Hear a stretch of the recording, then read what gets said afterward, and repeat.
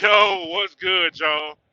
Oh man, I hope y'all had a great New Year's Eve, New Year. Man, I hope you enjoyed yourself. If you was at home, I hope you got the chance to turn up with your fans, with your family and friends. I mean, if you stayed in the crib and you turned up, that's cool too. With COVID, all everything that's going on now, it might not be worth it to go out for the turn up right now. Just because everybody's not taking the proper precautions.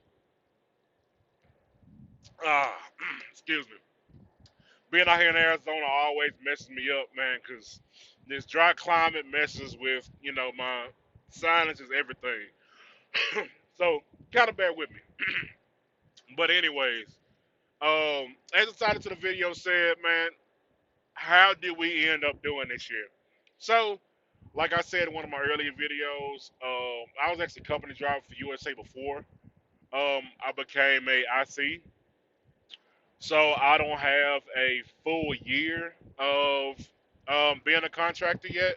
So I can't really gauge, I can't really say how I did as a full year goes. But I got my first check as a contractor on October 5th. And then, of course, we just got our last check on the 31st. So we'll go based off of that. Now, with that, um, I ended up grossing 68,000 to the truck. Now, with that 68,000 gross, after you take out 30% for taxes, um, that put me at about um, that put me right about 48,000 for 3 months. Now, that is also give or take give or take certain things. But that's where we're sitting at right now. And I'd say looking at it, that put me at about an average of probably about 10 grand a month, I would say, conservatively, just based on like fuel costs, and my other fixed expenses, stuff like that. Because I say it's probably about 5 to 6 grand a month in fixed costs and fuel and stuff like that. But y'all know with fuel, it depends on your week, man, where you at, and how heavy your load is. But I started off this morning. Well, actually, 2 o'clock this afternoon, out in west of Albuquerque, New Mexico. Um, Headed down to Buckeye, Arizona. I'm actually in Arizona right now.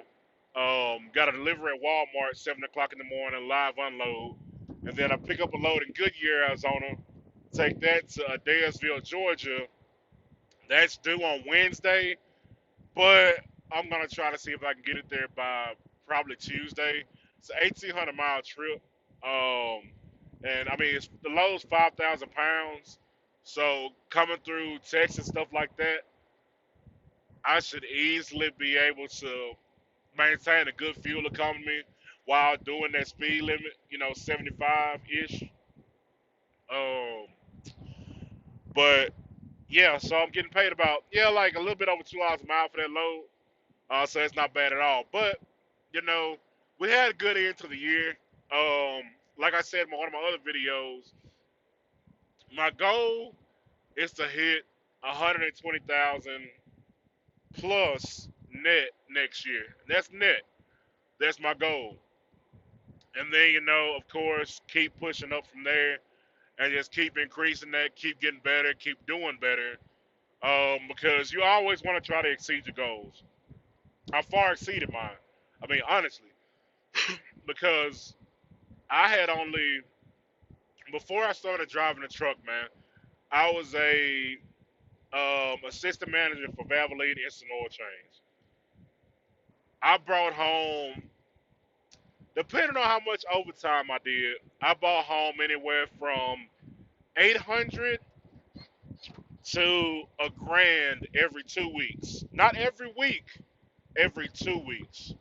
So at the most, 2 grand a month, 24,000 a year. But now I'm sitting here doing this, and I've literally made my yearly income at that job in 3 months or less. And I mean, I can't express how blessed I am to get this opportunity to be able to do this. But with that being said, though, you know, you can easily make money here. Yes, you are gonna have to work for it. I ain't gonna lie. You know, it's some weeks where you really finna have to hustle, man. You gonna have to pick good loads, be smart, and you're really gonna have to hustle and get after it to really make some good money. But you know, pick good loads, stay out of certain areas, minimize expenses. You know, um, try not to get a bunch of tolls. Those tolls add up. Then at the end of the month, when your tolls come out in that last check, you're sitting there looking at the check like, why am I negative? Oh shit! Well, man, I done racked up all these tolls because I was in the Northeast. I've been in New York for so long, and I didn't man, I ain't got a check. You know what I'm saying? So you really got to be careful and pay attention to those things. Yes, I know it's redundant. There's stuff you shouldn't have to say, but that's stuff that some people don't even think about. Because a lot of the time, you know, when people end up becoming a lease operator, owner operator, whatever you want to call it, they don't think about the other things that could happen. They don't think about what if somebody hits your truck and you're down for multiple weeks while your truck's in the shop. What if something happens to where you get stuck in a blizzard, snowstorm, you're shut down for 2, 3 days because the roads are bad, and now you only got one load under your belt for that week, and it's just enough to pay for your fixed costs. You know, it's certain things like that where you have to think beyond what you see as far as your income potential. You got to think about everything. You know, I mean, I don't like being negative, but you have to think about those things. That way, you get a full scope of everything that's going on because you need to make sure that you're making enough money to where you can cover those incidentals. So if something like that does happen, you're down for 3 weeks. Okay, well, I got enough money to be able to support myself and pay my fixed costs for those 3 weeks. That's the kind of things you have to be thinking about. Um, but yeah, I mean, if you're thinking about coming over, you know, the areas that I've run in, I've been watching the freight really. I've been watching the freight. I look every single morning. The freight is still looking really well, really good right now. I saw a load from Illinois going to Wyoming, 794 miles, $6 to $800. So you end up getting um, about 4,800 out of that. Um, so you know that's a damn good load. Yeah, you got to deal with I-80, but you know that load right there, you got 2 days to get it there. You're set up beautifully for the week. Like the load that I'm dropping off in Arizona down here at Walmart, this load's paying me 4,100 to bring it here.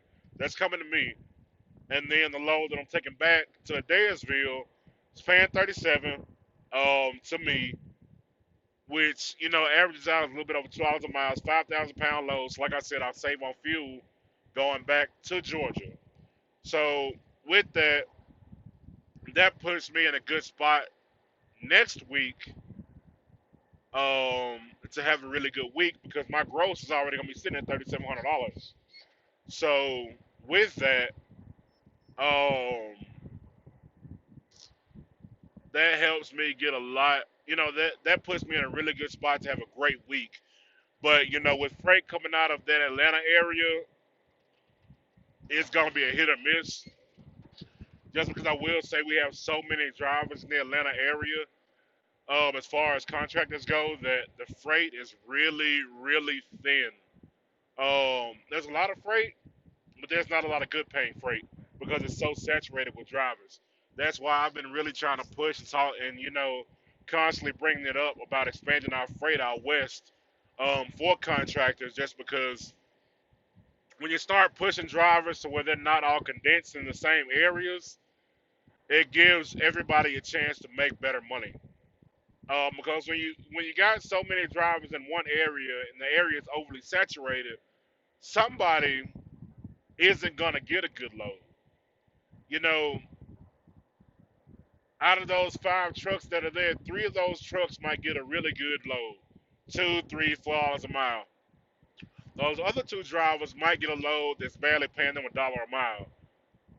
So stuff like that is why I'm like, I get it. Company side, they don't really run out this way except for, you know, um, dedicated. But as far as contractors go, I do think that they really need to start expanding the freight more out here, just because that gives more options for us to make money, and then it also spreads us out. Now, if you are a contractor here and you didn't know it, when you come out here, if there's no loads on the board, you tell your dispatcher, they can get in touch with the broker, and the brokers can find you a load. Now, what a lot of people don't know is if that load's not paying enough, you can be like, hey, look, that's too cheap. Can they bump it up to this amount? Like this load was actually only going to end up paying me 2,800 bucks. I said no, I couldn't do it. 2,800 bucks for 1,800 miles is not worth it for me. I was like, look, if y'all can bump it up to 30, if y'all can bump it up to $3,700 to my pocket, I'll take it, because that ends up putting me at a little bit over $2 a mile. So they thankfully ended up bumping their rate up, got it locked in, confirmed. I made sure I screenshotted it, so if anything changes, ain't no funny business. You know what I'm saying? But yeah. So if you ever out here, that's a good tip. Just so you know, when they call you back with a load, you can try to get a better price on that load. Because like I said, not many people know that. I didn't even know that until I mentioned to my dispatcher. She was like, "Well, what would you pull it for?" So keep that in mind always. I mean, I don't think that'll work for loads that are already on the board because their price is already negotiated and set. But for anything where you have to call and and the broker has to find you a load, you should be able to do that without a problem. But man, that's it. If y'all have any questions, man, like I said, hit me in the comments. I'll post my email in the description of the video. That way, if you need to hit me up for anything, hit my email. I check it every day. Um, so I'll try to get back to you as quick as I can. When I wake up, I sit there and go through my emails, look at the load board, stuff like that. So if you have any questions, email me, hit me up. I'll get back to you as soon as I can. Or like I said, hit me down in the comments and I'll respond to your questions. But yeah, so y'all take it easy, man. Y'all have a good night. If you're out there where it's snowing and ice and that, man, y'all be safe. And take care of yourselves. Later.